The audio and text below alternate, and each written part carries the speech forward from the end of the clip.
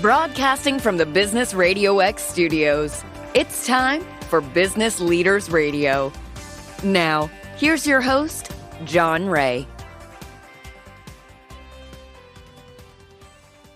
And hello again, everyone. Welcome to another edition of Business Leaders Radio. I'm John Ray, and this is going to be a good one, folks. A timely show as we welcome E. Martin Davidoff, and he also known as Marty, and he is the partner in charge of the National Tax Controversy Practice at Prager Metis. Marty, welcome. Well, great to be here, John. Hey, thanks for coming on. The National Tax Controversy Practice. Wow. Tell us about that. How do you serve folks out there? Well, basically, when people are in trouble with the IRS or a state tax agency, we give them expertise. In the long run, what we're giving them is peace of mind in dealing with their tax situations. That's priceless. Peace of mind and the IRS together. You normally don't hear those two together. So that's great work you're doing. There are a lot of aspects to that. Let's get into, Marty, if we can.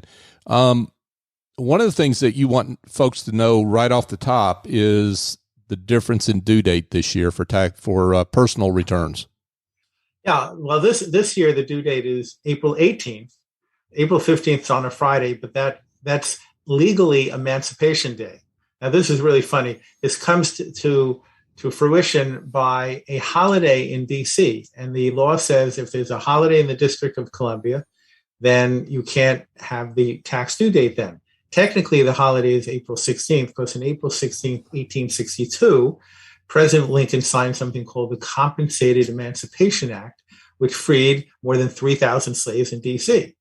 But this year, because the holiday falls on a Saturday, it's observed on the 15th, and they can't have the due date on the 16th or 17th because that's Saturday and Sunday. So now we have April 18th as the due date. So there's for us tax preparers, it's one lost weekend. For everybody else, it's one more weekend to get your taxes done. Interestingly, for residents of Maine or Massachusetts, April 18th is Patriots Day. So they get a due date of April 19th. Ah, gotcha. So how does this change, if at all, payment for estimated taxes, balances due there? How does that work? They're all due April 18th, unless you're in the other two states, April 19th. I would suggest you not cut it down that way.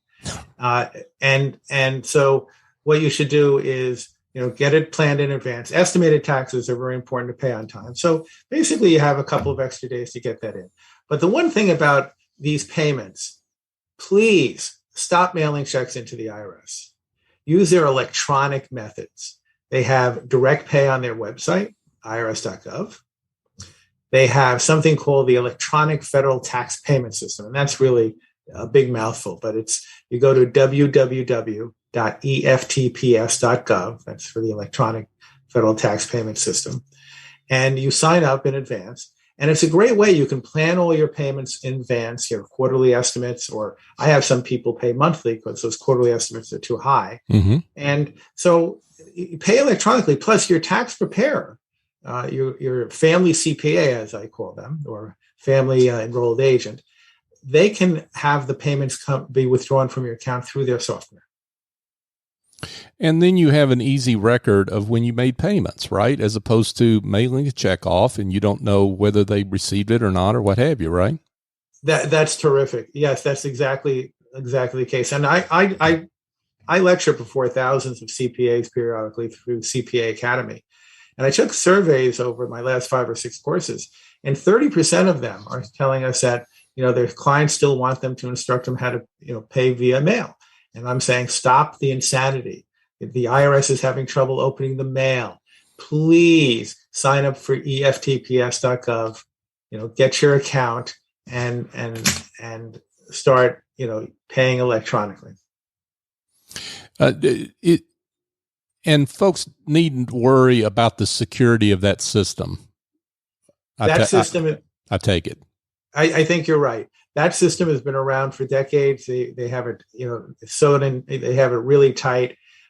They have lots of security levels. They have 2-factor authentication.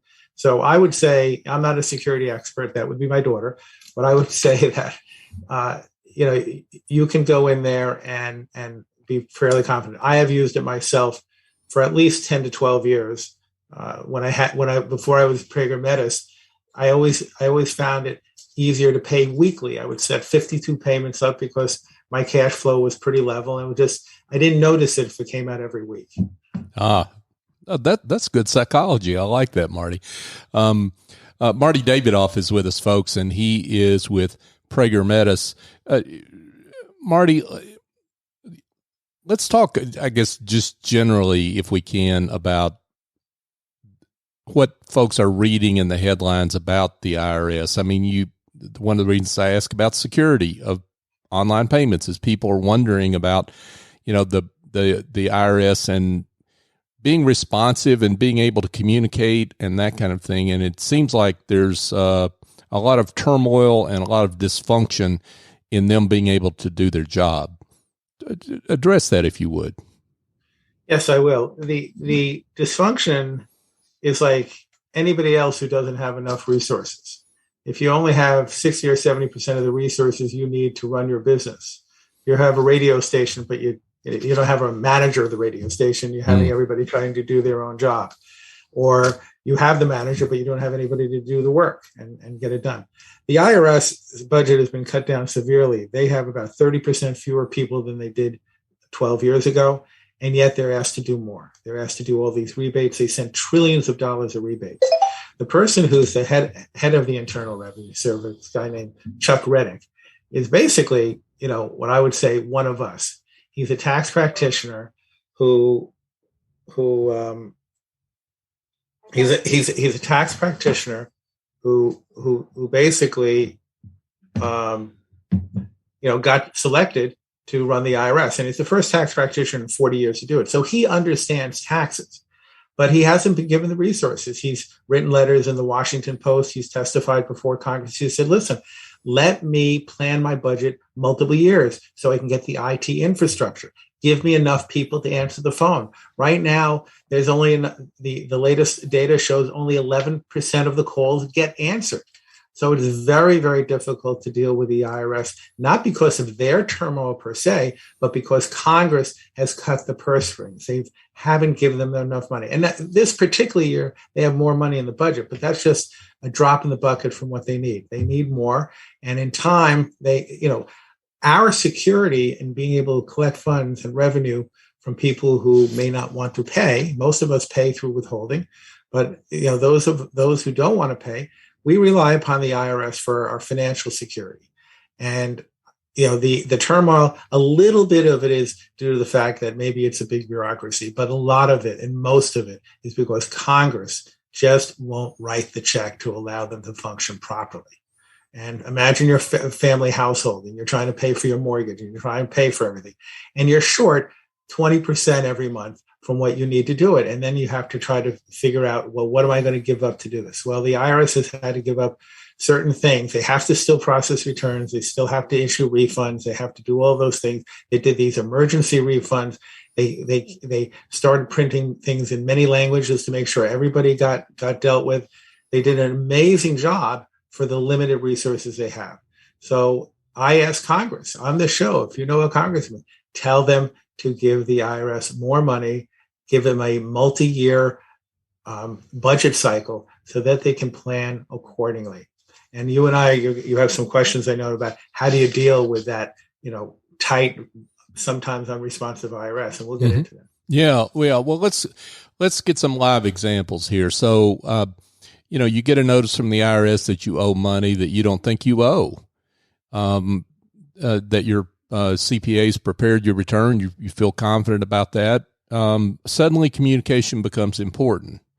Right. So talk about how to navigate with the IRS, given the circumstances that we're living under right now.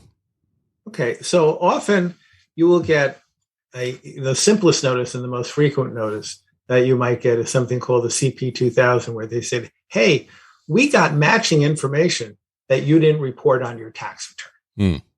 All right.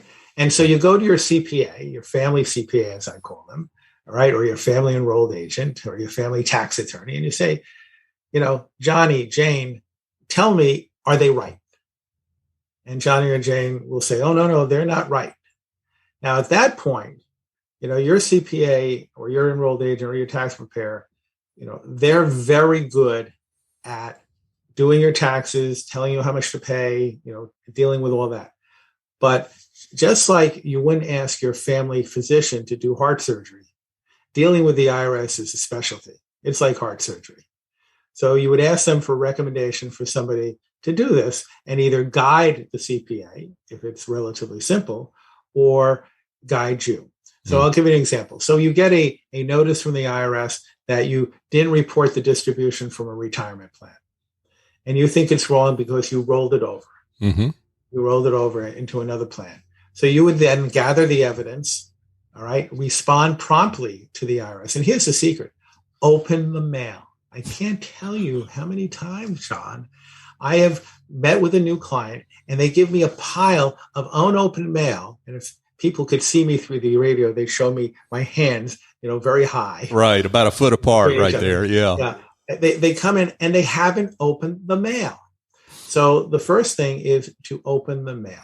Because if you dispute the IRS, so let me explain what the process is. And then I'll go back to basically how to deal with it, or it'll self-explain. So the process is they send a notice. Sometimes it's called the CP 2000 notice, which says, hey, you didn't report your retirement plan. You didn't report your stock sale. You didn't report interest. You didn't report a 1099. And if you think they're incorrect, and most often they're incorrect when they say you didn't report your stock sale, because a lot of people may have may have exercised some options. It got included on their W-2. They got the stock. They sold it the same day to pay for all the tax. And then they forgot to report it on the tax return as a sale at $10,000 and a cost at $9,999. There might have been a little bit of variation between the time of the exercise. That didn't get reported. So now you just have to gather that information and send it to the IRS. So what happens is, first of all, you have to read the mail to know that you have a problem. Second of all, when you promptly send in the materials to the IRS, and if you do it promptly, you won't have to call them because they don't answer the phone lines very well. But you send it in certified mail, date stamped at the post office with a stamp on it, and that's your proof that you're going to be okay. Now, if they don't accept your answer, all right, they will say, we don't accept your answer. And they'll either say, give us more information, or here's the problems we have. Or they say, you know what, enough. And they're going to issue something called a notice of deficiency. So far, you haven't gotten to talk to anybody. You're dealing through the mail. Mm-hmm. They issue a notice of deficiency that says you can go to tax court. And if you think you're right still, you should go to tax court.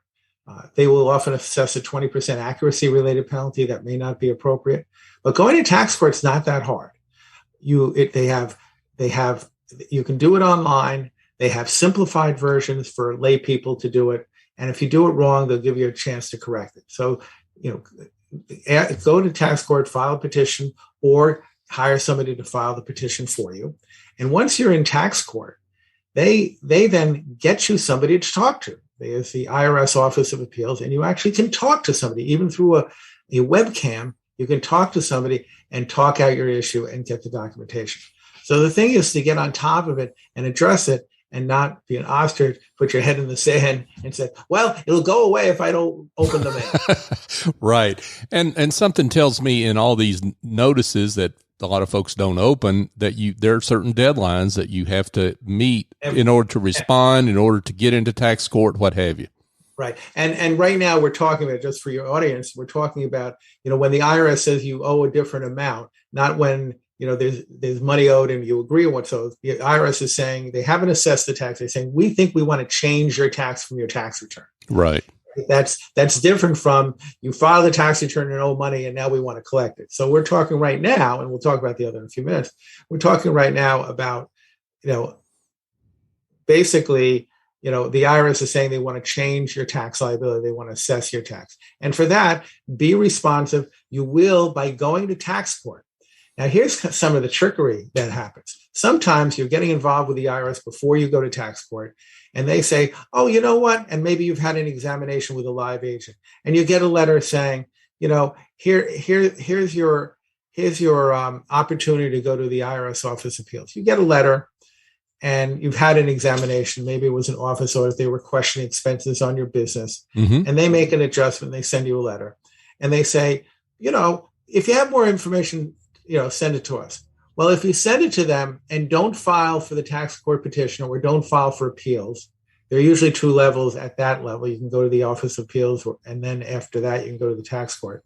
But if you don't file and you just send them the information, you may lose your right to either an appeal or tax court. So make sure you read the letters carefully. Make sure you protect yourselves on deadlines, and to guide you through even a consultation with somebody like me to say, okay, this is what you have to do, and here are the things, and here's a list of what you need to do.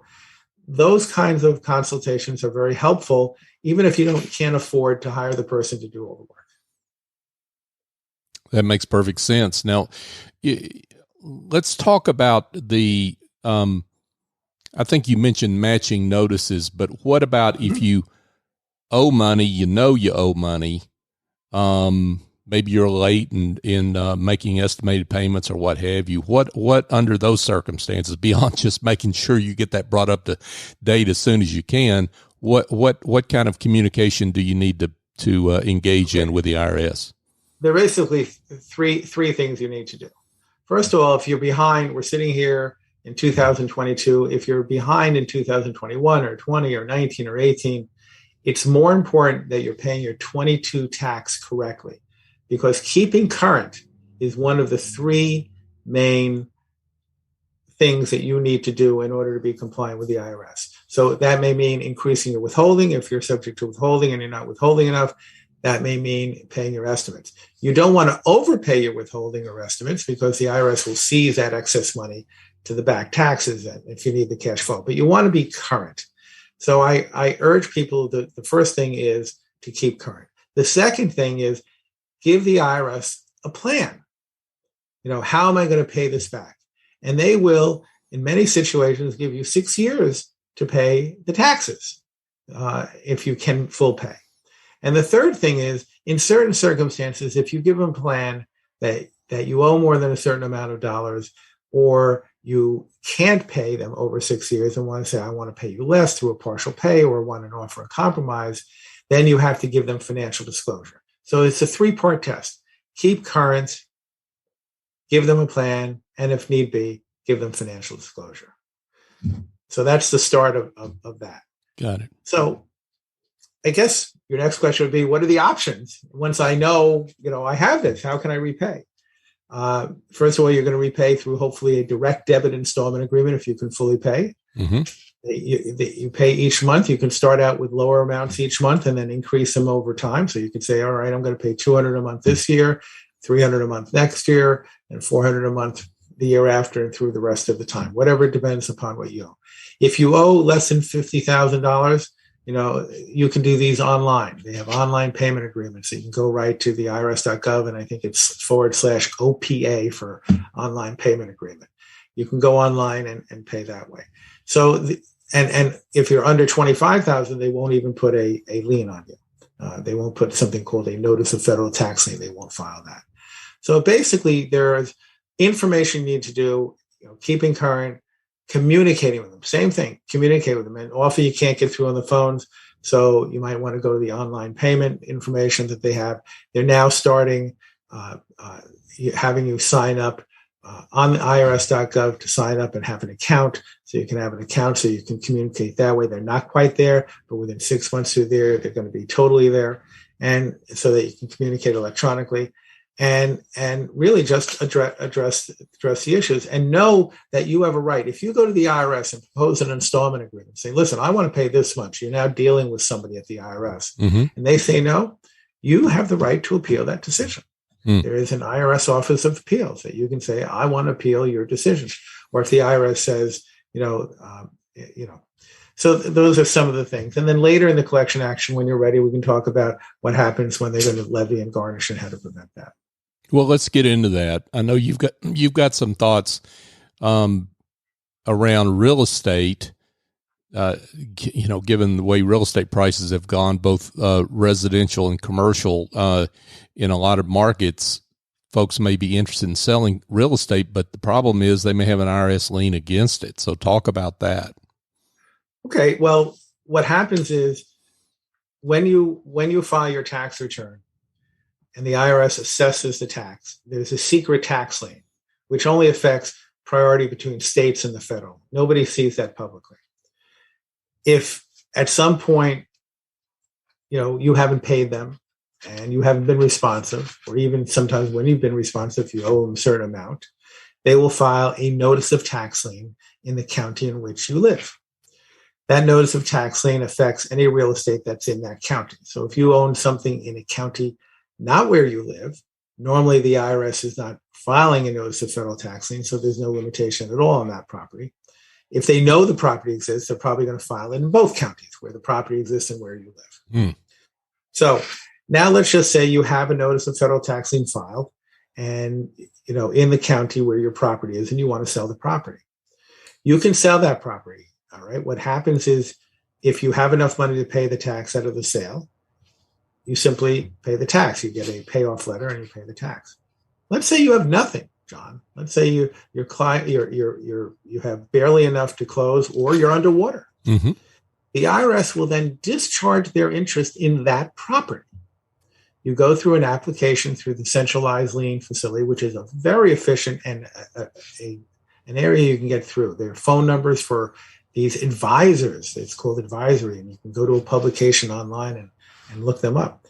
And you send them basically a package that says, listen, I'm selling my house.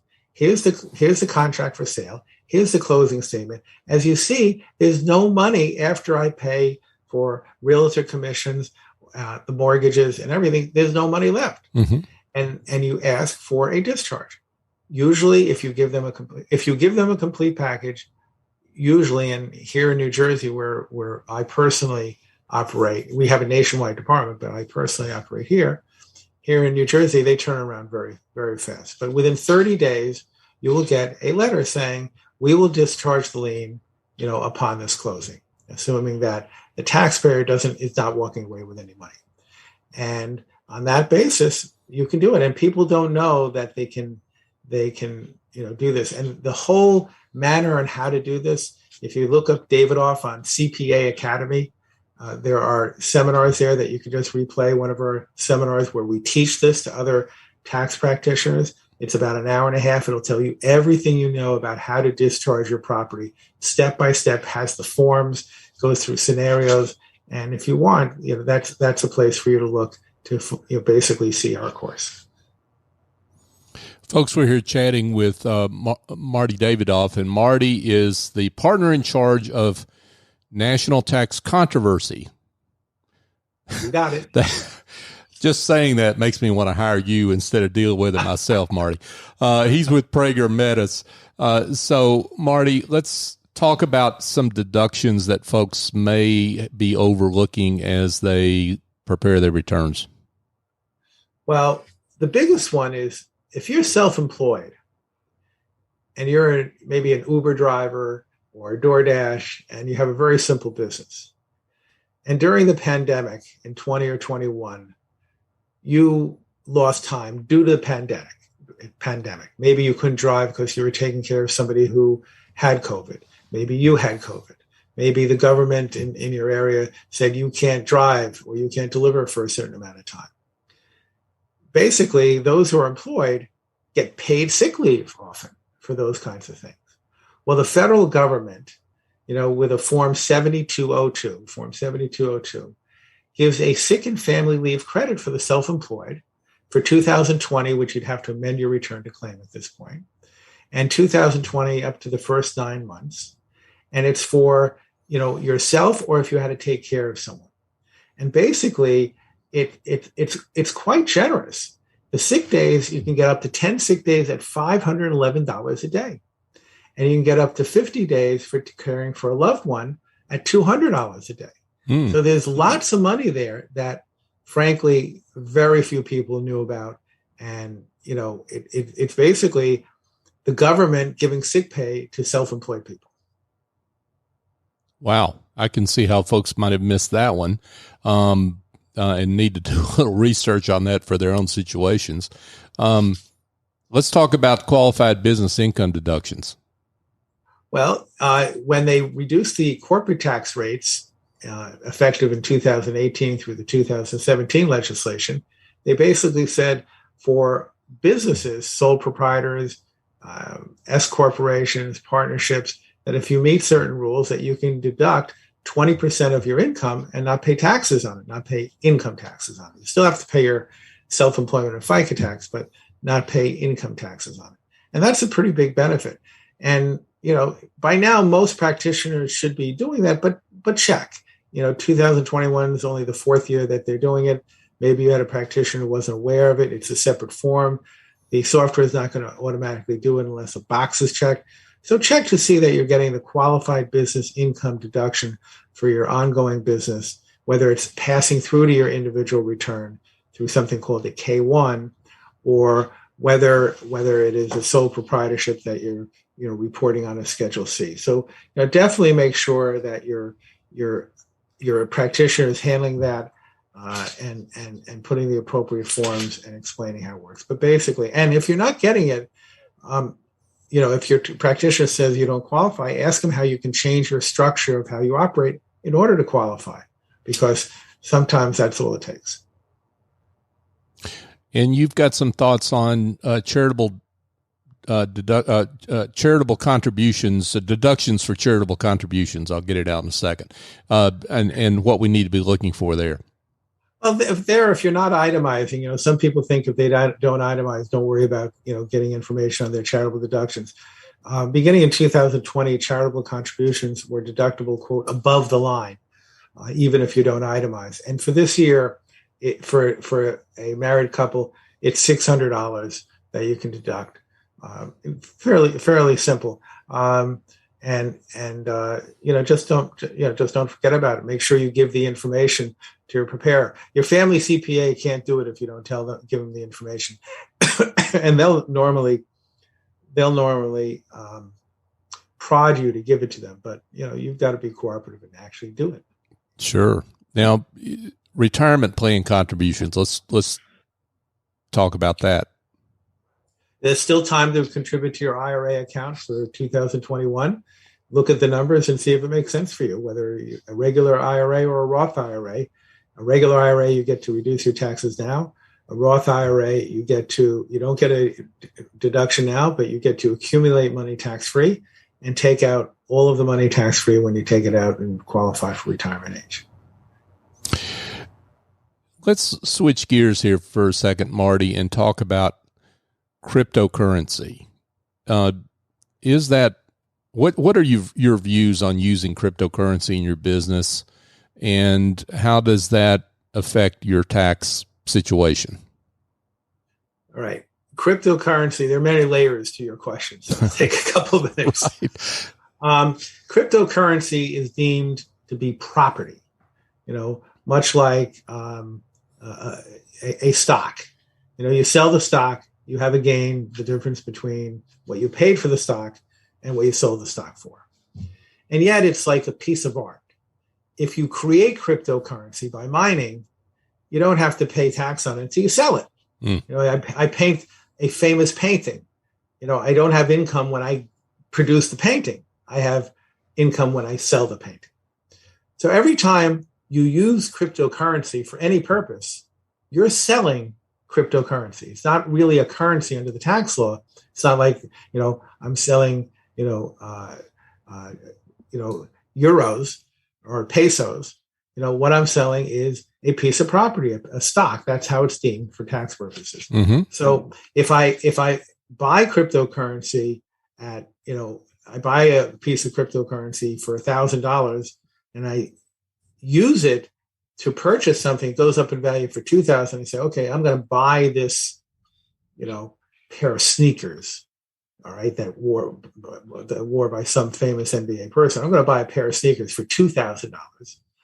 Good. Now I own a pair of sneakers with a cost of $2,000, but I just had a gain of $1,000 because I had bought the cryptocurrency for $1,000 and I sold it for $2,000. So I had $1,000 gain just for buying sneakers. Right. Because it was deemed to be a sale of the cryptocurrency. So imagine this, that you decide, I'm going to buy a coffee every day using cryptocurrency at Starbucks because they say I can. I go to my Coinbase account and I do that. Imagine I now have 365 sale transactions and I have to figure out what was my cost basis. So using cryptocurrency as day-to-day commerce, in my mind, whether for business or personal, is not a good idea. And if you're going to trade in cryptocurrency, make sure you have something that tracks your cryptocurrency trade so you're ready to give it to your accountant and say, here, this is my gains and losses on cryptocurrency. There are many softwares out there and new ones being developed every day because this is a real issue. The other thing about, that's the thing. So if you're in a business, say, okay, I'm going to, pay for my rent with cryptocurrency. Well, every time you pay for your rent, you're going to have a gain to report or a loss to report on the cryptocurrency. So that complexity, can you imagine, John, having that complexity every day in your business? Yeah, that's an accounting nightmare. You hit it on the head. Yeah. That's an accounting nightmare. Yeah. So now, that's one part of cryptocurrency. Now, the other part of cryptocurrency is, if you are a trader and you're heading into year end, if you have losses that are unharvested, you can harvest those losses. And, I imagine you're thinking in your head, or maybe thinking in your head, but Marty, what about the wash sale rules? The wash sale rules will say that if I sell something and then buy it right back because I don't want to lose my position, I can't take that loss. You're going to say, well, it's a wash. But cryptocurrency right now is not subject to the wash sale rules. And you can harvest those losses at year end for now. Why do I say for now? Because in the Build Back Better bill was a provision to say that you can't harvest, that the cryptocurrency sales would be subject to the wash sale rules. And probably ultimately, unless there's a strong change in Congress, ultimately that probably will happen. Right. That makes a lot of sense. So I guess what I hear you saying is, you better have your record straight if you're going to work in cryptocurrency or use that in any way, shape, or form. You better have your record straight. Well, better than record straight, you better have a piece of software that's tracking it for you. Right. The amount of work to do it manually or even through spreadsheets, there's software that is and being developed where as you spend it out of your account, it's going to automatically record it. But make sure that you take the output to that software early on, show it to your CPA and say, is this going to be good enough? Right. And that's where your family CPA will know what they're doing and taking care of that. But cryptocurrency is just, and none of this in terms of taxation is particularly new, just it's getting more attention because right on the tax return, they ask the question, basically, have you been dealing in cryptocurrency? I mean, selling, buying, having cryptocurrency. They ask the question right on the front of the return because they know that there's a lot of people use cryptocurrency because they're doing illegal things. When you're collecting ransoms, you're collecting ransoms in cryptocurrency. Yeah. So they want to know about that cryptocurrency, and there's a lot of undercover beginning to start in investigating, tax fraud through cryptocurrency. The IRS is right on top of that. Folks, we've been chatting with Marty Davidoff, and Marty is the partner in charge of the National Tax Controversy Practice with Prager Metis. Marty, this has been great. I could go on with more questions, but I think we need to. It's the time of the year we need to let you get back to the work you're doing for clients. But for those that have heard something that makes them want to be in touch with you and about their own situation, how can they do that? The easiest way is to call 732-274-1600. That's 732-274-1600. That's the tax controversy reception at Prager Metis. And you will have a live person, 9 a.m. to 7 p.m. East Coast time, answering that phone and getting you to an intake person. We have about 20 people in the department, so it's not a huge department. And one of those people will get you to me or one of my partners or associates who will take care of you. Marty Davidoff, folks. Marty, thank you so much for taking the time to come on. Thank you, John. Hey, folks, just a quick reminder that if you like the show, if you like Business Leaders Radio and you like the guest that we've had here today, Marty Davidoff, please share the show. That's the best way you can do to help the folks that are on this show, whether it's Marty or our other guests. We're here to celebrate their work and to showcase their work. And that's what we're all about at Business RadioX. So if you have heard something you liked today or in any of our other shows, please share the show. We'd appreciate you doing that.